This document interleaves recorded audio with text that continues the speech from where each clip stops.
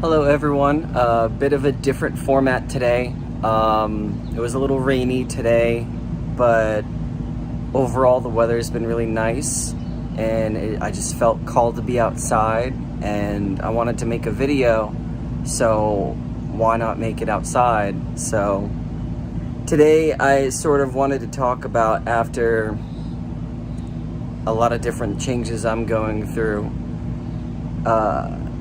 just how deeply we hurt when we cause suffering in others, or when we realize that certain behaviors that we have are prolonging our own suffering.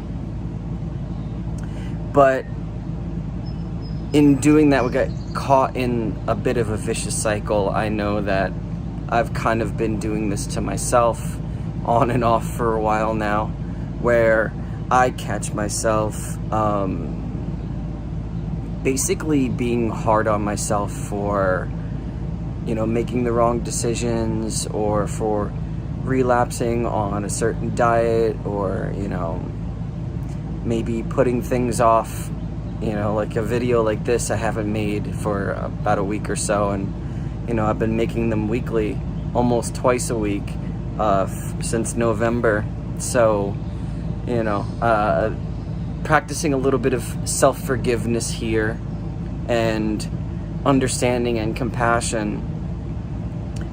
But there's a deeper message to all of this, not just the prolonged suffering that we cause in ourselves, or the hurt and suffering that we cause in others, but it's the simple truth that none of it is preventable. None of it is preventable at all. You could take as much precaution as someone that's analytical as me will take, where you plan things out ahead of time. You try to make sure that you're doing what you gotta do in order to prevent yourself from falling back into old behaviors, or from saying and doing something that might hurt someone. I know that I personally have hurt plenty of people in my life, and that's really been a very difficult thing for me to accept, especially considering a lot of these people I have and still do care for deeply. But I've come to understand through my own healing journey that part of their own healing journey is to give them the space that they need to heal, even if that involves the absence of you prolonged. And I think that, who are we to judge the healing process of another person? If it takes them, whether it's right or wrong in your eyes, if it takes them hating you to heal, then that's just what they gotta do. And I'm learning more and more now that acceptance is the key to everything, for all types of healing. And one very specific type of healing is understanding that we will hurt people in this lifetime.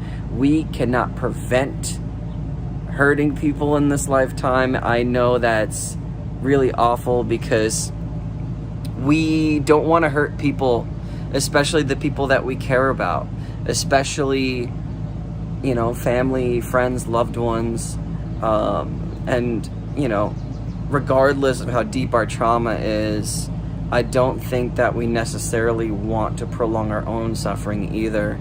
We may do so out of a sense of comfort and familiarity. We find comfort in the discomfort, so to speak, but true deep healing comes from acceptance. And so we must accept the fact that no matter what we do, no matter how much precaution that we take, no matter how much planning that we have for the future, to prevent ourselves from making similar mistakes, that we're gonna make mistakes anyway. Like, whether or not they're the same, we're gonna make different mistakes, and we cannot control outcomes. We cannot control the decisions that other people make. We cannot control the feelings and the reactions.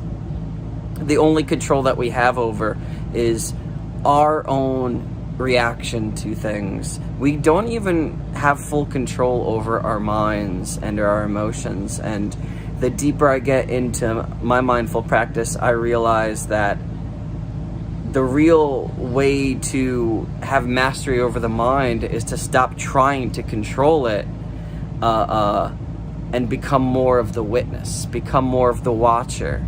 Like, you are not your thoughts, you are the thing that's receiving your thoughts. And your thoughts come from elsewhere, come from the ether. So that's been pretty helpful. And the cool thing about all of this is that if you feel like you're doing it wrong, you're probably not doing it wrong. There's not one single cure, 100% remedy for anything.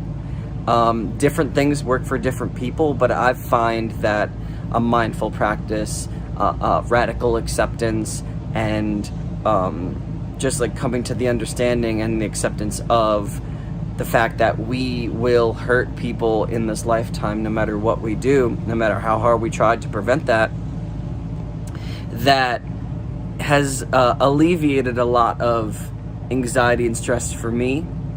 And it's in no way, shape, or form a perfect solution, but it is much better than the vicious cycle of just constantly beating myself up for, feeling like I'm not good enough, feeling like I can't rise to meet the occasion, that I'm not learning the lesson, that I'm not growing. Growth is not linear, and even if we are self-aware, it takes a long time of dedicated practice to get to a point where you have developed a level of self-mastery. And a lot of that self-mastery I'm learning is coming from letting go of trying to control the self, and just simply being and accepting and forgiving. And I know none of that seems like very warrior-like or macho or exciting, but that's the truth of,